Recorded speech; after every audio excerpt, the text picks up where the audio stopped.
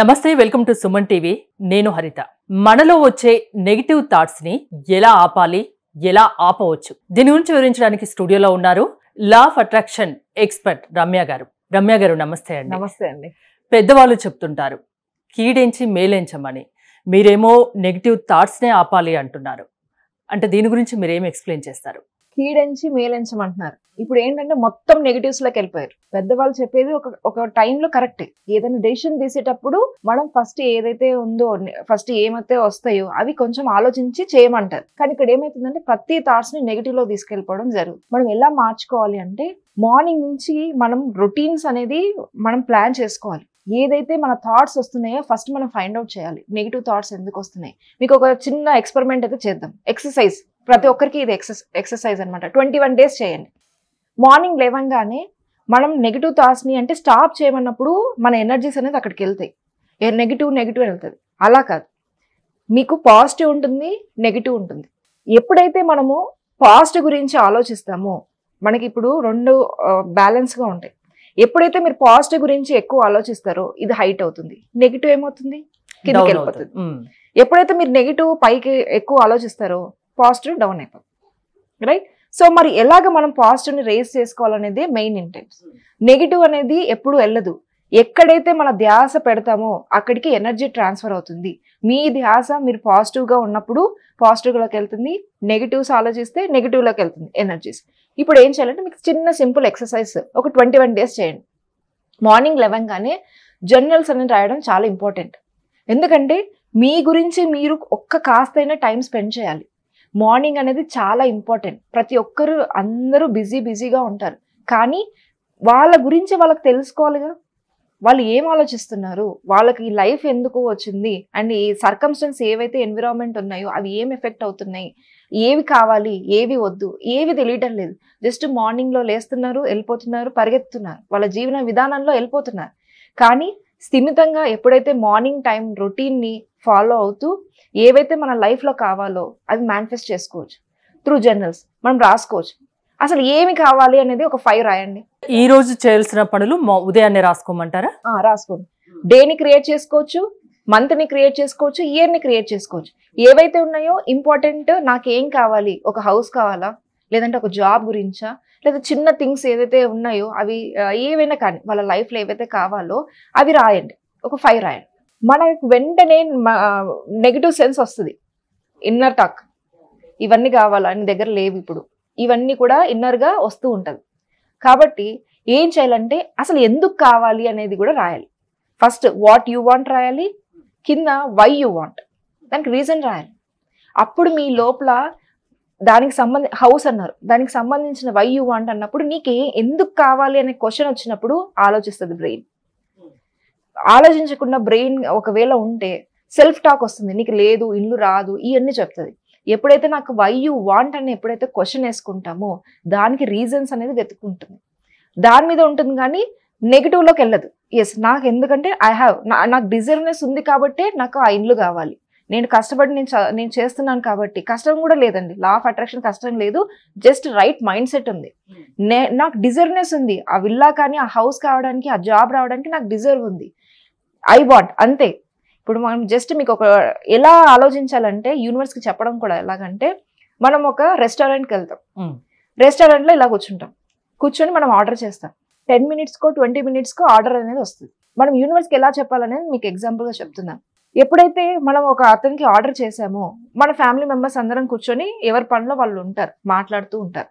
అలా అని అతను చేస్తున్నాడా లేదా, కుకింగ్ అవుతుందా లేదని మనం వెళ్తామా? లేదు, వెళ్ళాం. మరి మీరు ఏదైనా కానీ మనం చెప్పేటప్పుడు ఏదైతే యూనివర్స్కి మనం ఎస్ ఐ వాంట్ దిస్ అన్నప్పుడు మళ్ళీ ఎందుకు వెళ్ళి అవుతుందా లేదా అని మనం ఆలోచిస్తాం? ఇప్పుడు మనం ఆర్డర్ పెట్టాం, ఖచ్చితంగా వస్తుంది. 10 నిమిషాలకు 20 నిమిషాలకు అది వస్తుంది. అలా అని మనం కిచెన్లోకి వెళ్ళి వాళ్ళు చేస్తున్నారు లేదని ఎప్పుడు అడుగు.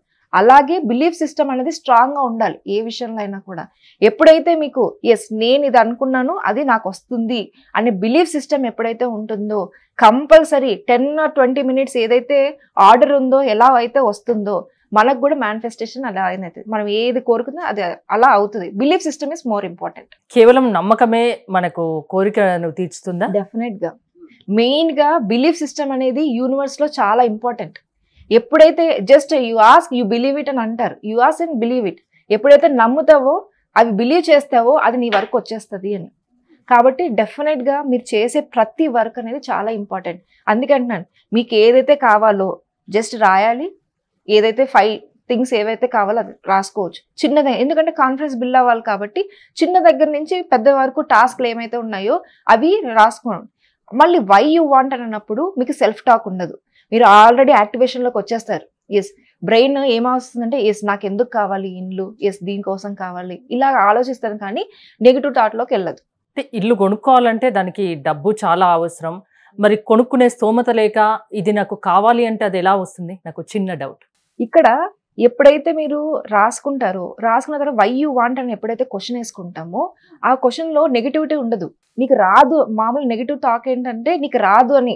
ఎప్పుడైతే వై యూ వాంట్ అన్నప్పుడు మన ఆలోచన తీరు వేరుంటుంది.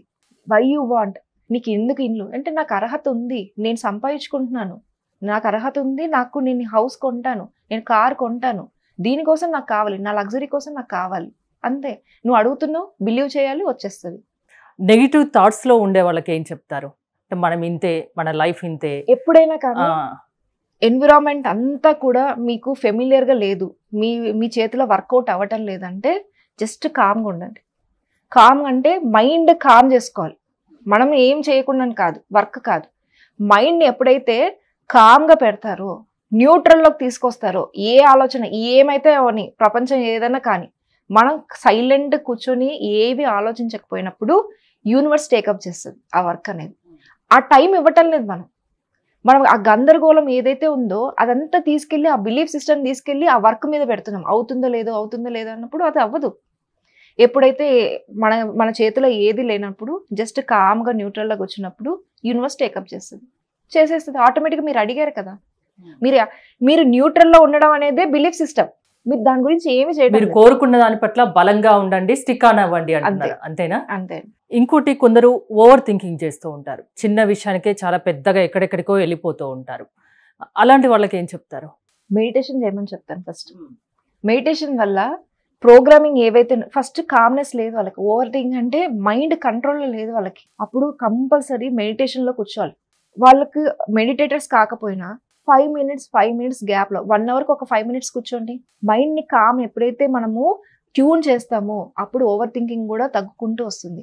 ఎందుకంటే కంట్రోల్ తీసుకుంటున్నాం, మన మైండ్ని ఒక 5 మినిట్స్ కంట్రోల్ తీసుకుంటున్నాం. జస్ట్ కామ్గా కూర్చున్నా కూడా ఆలోచనలు వస్తున్నాయి మేడం, అసలు మాకు అవ్వటం లేదని అంటారు.